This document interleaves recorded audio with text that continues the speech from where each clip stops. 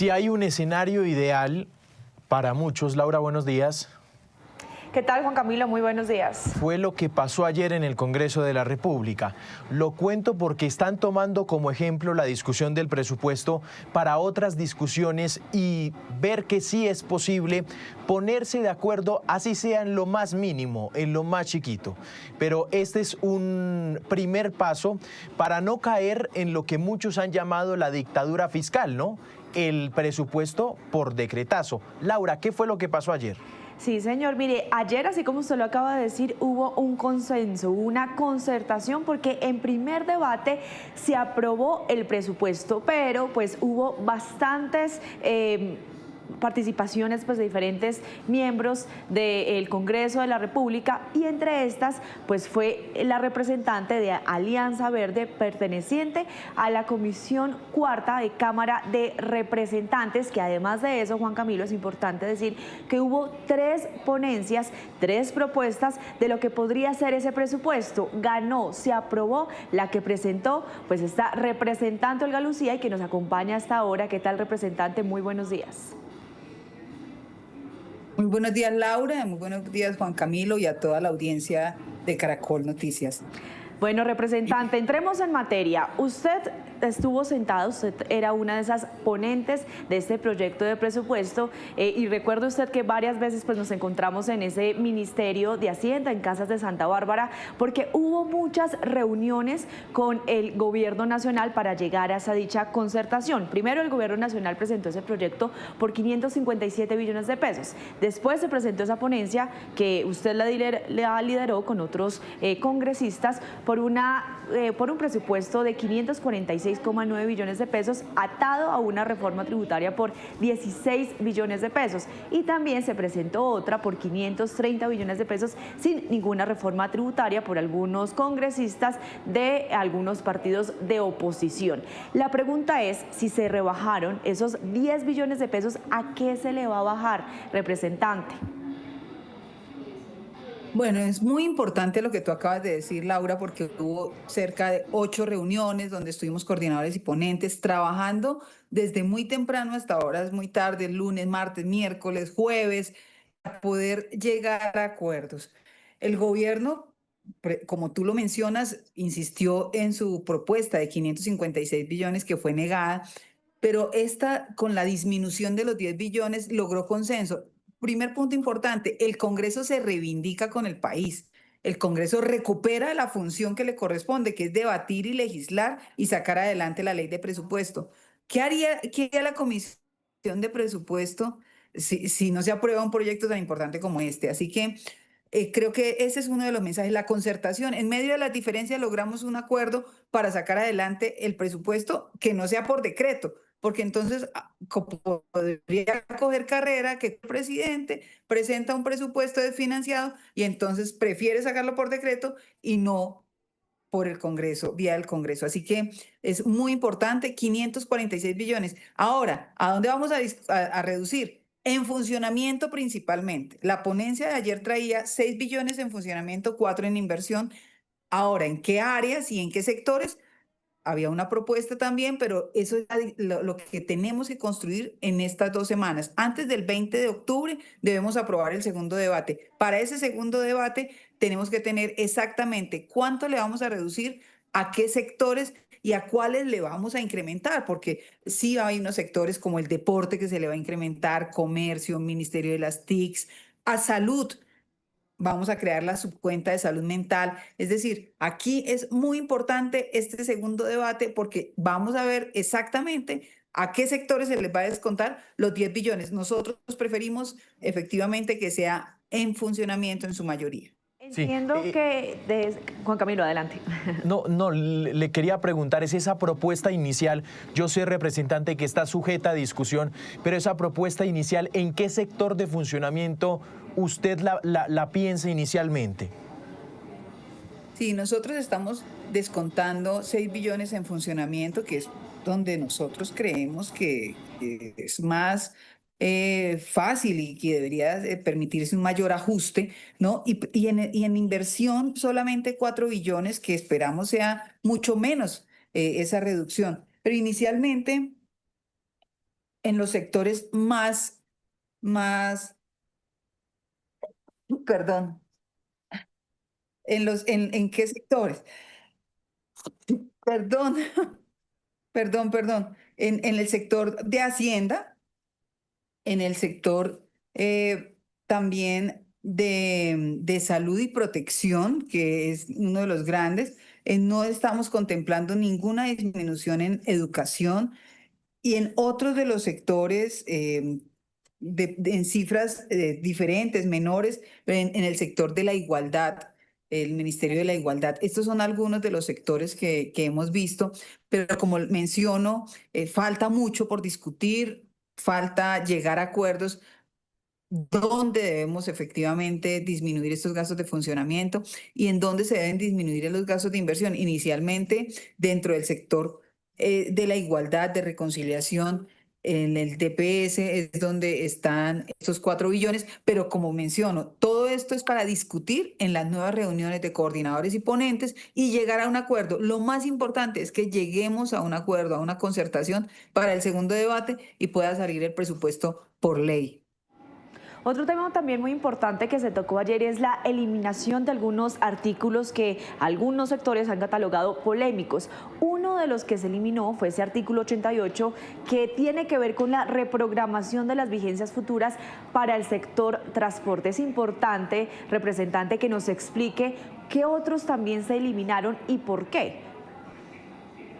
Bueno, Laura, ese artículo, por ejemplo, que fue polémico, venía en el Plan Nacional de Desarrollo del expresidente Duque. Ahora fue polémico, en ese momento no fue polémico. Sin embargo, para no generar ruido, se decidió eliminar, pero en ningún momento se pensaba quitarle las vigencias futuras a los proyectos que estuvieran en curso, pero se eliminó efectivamente. Otros que se eliminaron, los que tenían que ver con el FONPEP. ¿Qué es el FONPEP? El Fondo de Pensiones Territoriales. El riesgo que se tenía ahí es que se hubiese unidad de caja con los recursos de las entidades territoriales y en qué momento se le podía descompensar o responder a las entidades territoriales si hubiese unidad de caja y el gobierno nacional utilizara los recursos, de tal suerte que se prefirió eliminar y evitar ese riesgo. Otro de los artículos polémicos, la creación de un fondo que permitía la gestión de crédito.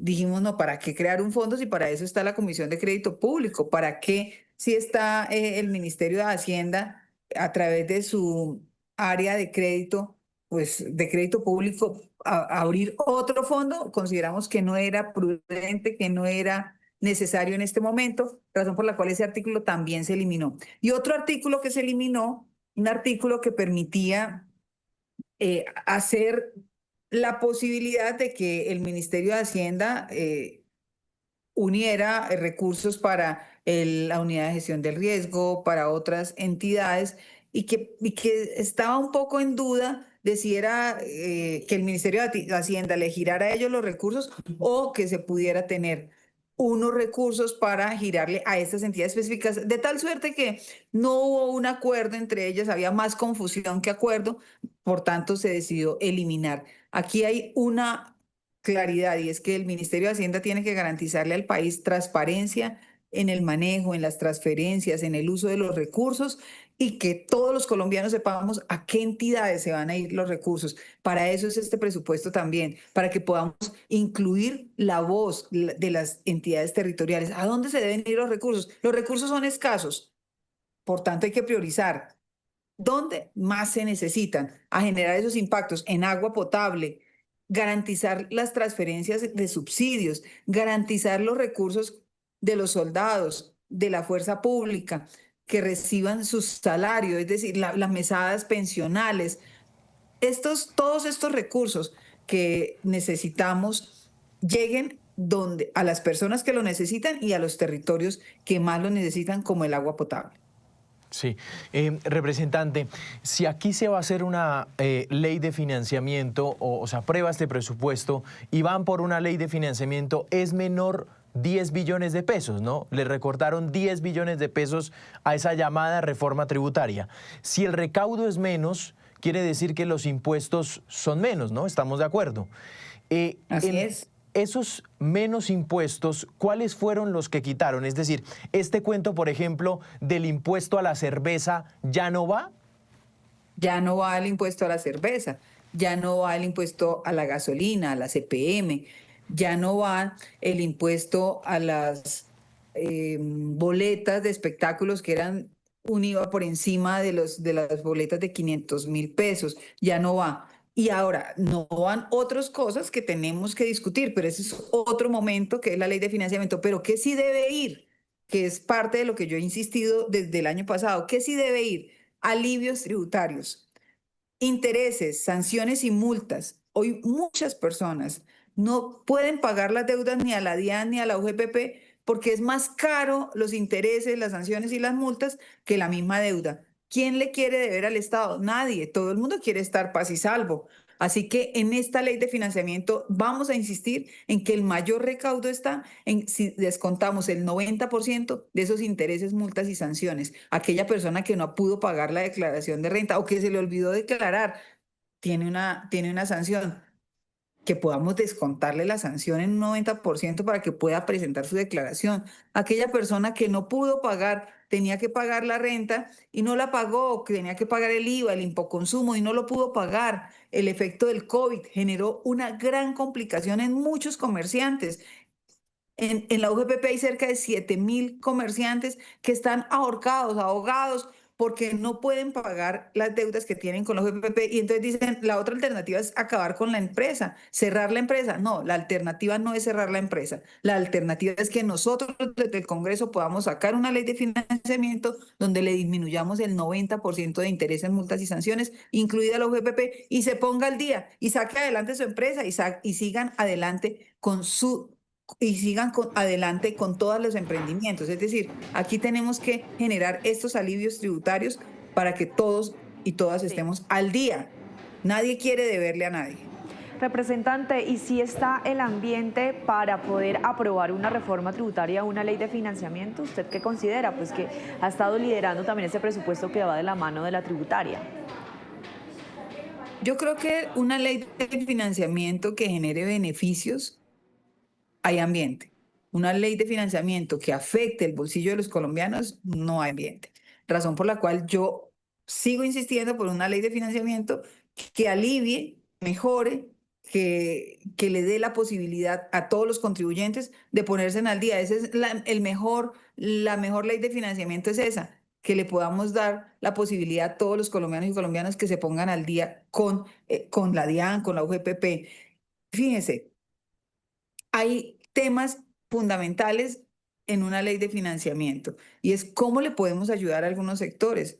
Hay temas en tramitología, por ejemplo, en el INVIMA, que si nosotros las podemos incluir para agilizar, disminuir trámites, para que los comerciantes puedan sacar sus licencias más rápido, para que no expresadas, para que demos silencio administrativo. Si yo soy comerciante y necesito generar un trámite y no me responden, pues que usted por el silencio administrativo siga adelante. Cuando ya lo vayan a hacer inspección, vigilancia y control, pues tenga todo al día, pero no que no sea una limitante para no sacar adelante su emprendimiento o su empresa. Así que yo creo que el gobierno, el Congreso tiene la responsabilidad de sacar una ley de financiamiento que le genere ingresos al gobierno nacional, pero también que le genere alivios a los contribuyentes. Representante, qué pena hacer aguafiestas, pero es la posibilidad para que usted responda. Es una inquietud que hace nuestro compañero Víctor Grosso, que me parece justo preguntársela. Nuestro compañero Víctor Grosso, editor económico de Data IFX, planteó una pregunta ayer en redes sociales y preguntó, a modo de pregunta, dijo que le queda la duda si el presupuesto quedó viciado, por una razón. Se la voy a plantear, representante. Él dice que no se puede recortar el presupuesto, o es la primera vez que se hace en un hecho histórico, después de la fecha límite para hacerlo, es decir, después del 15 de septiembre, después de lo aprobado por las comisiones económicas en las reuniones. ¿Acá se hizo eso? Es decir, ¿ustedes tuvieron en cuenta este paso? Y ¿por qué no quedaría viciado o por qué quedaría viciado? ¿Usted qué responde frente a esto?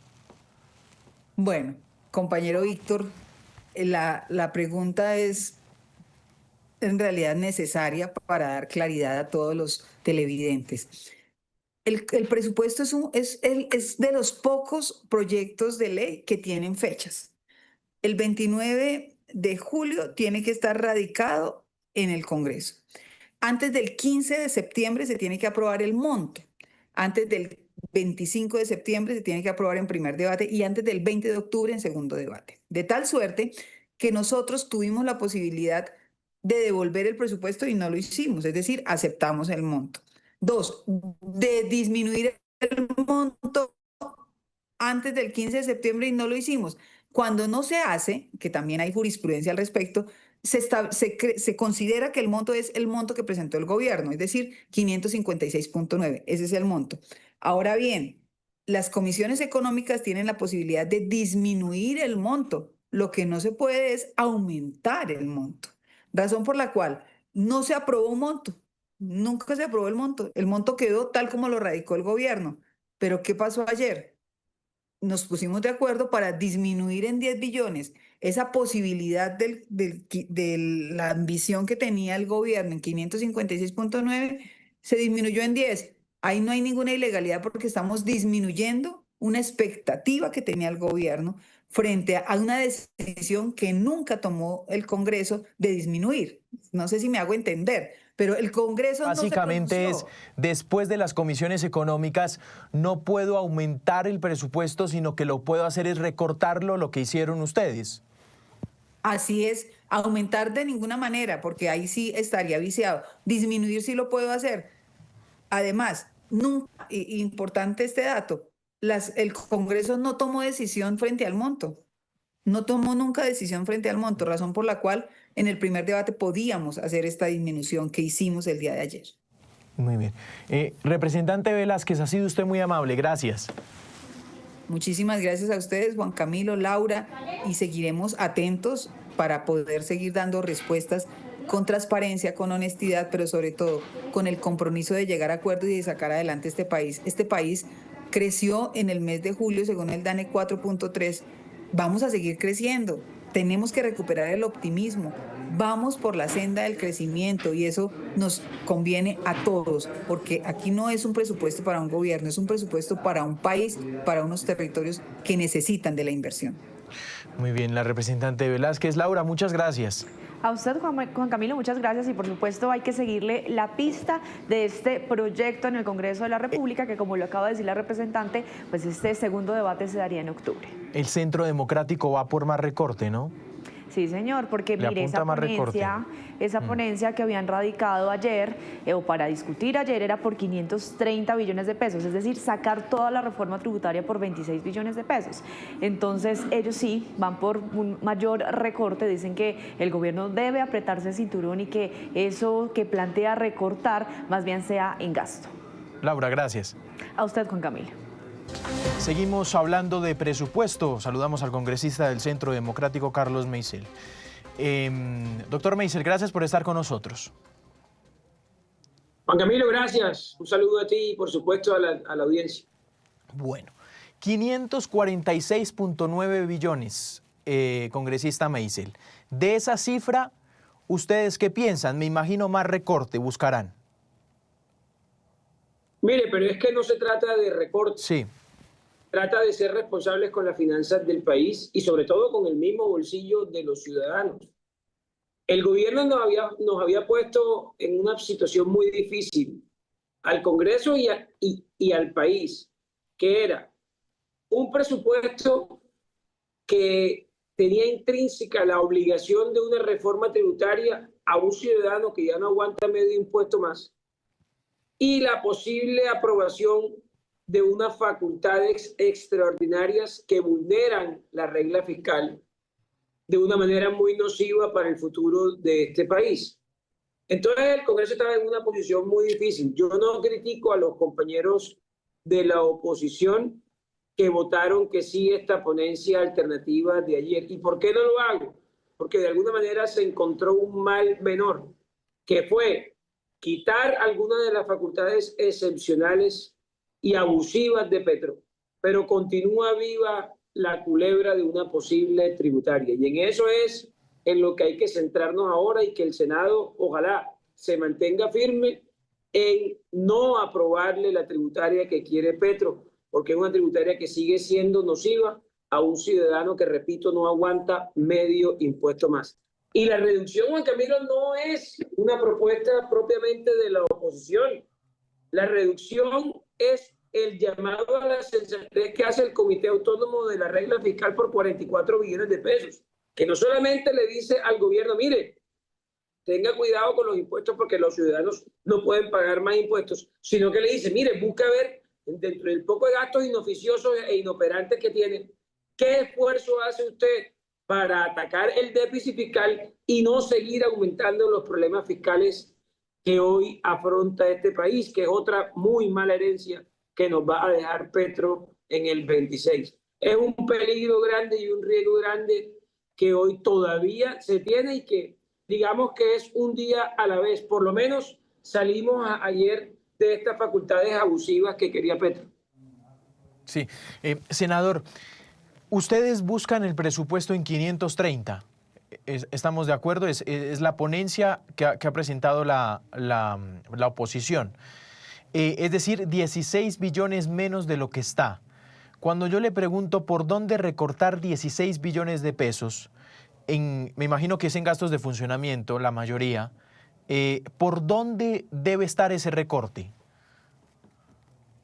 Por supuesto, pero es que, Well, te insisto, aquí el problema es en la incapacidad del ciudadano de seguir pagando impuestos, y sobre todo los impuestos que ya tienen que echar de mano, que ya ese cuento chimbo que le iban a cobrar impuestos a los más ricos se empieza a desmoronar cuando anuncian impuestos a la gasolina, cuando anuncian una serie de impuestos que impactan a los más vulnerables, y que ahora, como supuestamente redujeron en 10 billones, ya no viene el impuesto a la gasolina, sino otros. Pero ¿cuáles son los otros?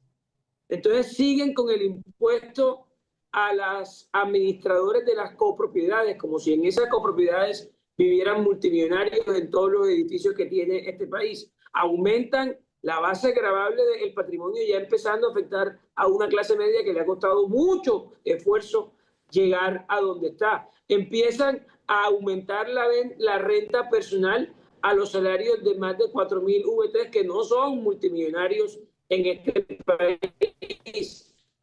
Siguen con el cuento del impuesto y la sobretasa al INVIMA, con lo cual eso encarecería los medicamentos. Siguen con el cuento de aumentar las pólizas y las tasas a las pólizas, que es lo que asegura la mercancía del pequeño comerciante. Aumentar los productos que ingresarían a una base de IVA del 19% y salen de la tarifa diferencial.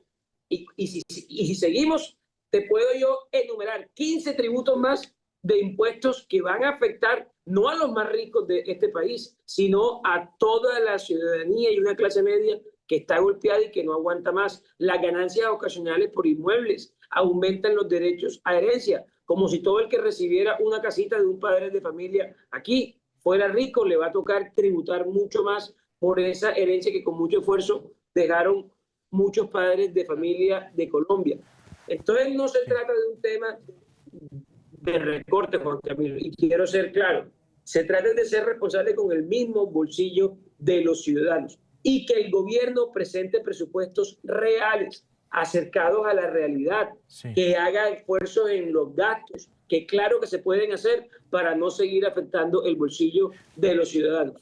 Para terminar, senador, entonces, se aprobó en primer debate este monto y a partir de ahí empiezan unas discusiones importantes. ¿Qué resta en tema procedimental, si nos puede hacer pedagogía para el tema de la aprobación del presupuesto? Bueno, lo que ahora viene es la aprobación en segundo debate de una ponencia que inmediatamente supongo yo que citarán dentro de muy pocos días a los coordinadores y ponentes para organizar lo que salió aprobado de las comisiones conjuntas el día de ayer.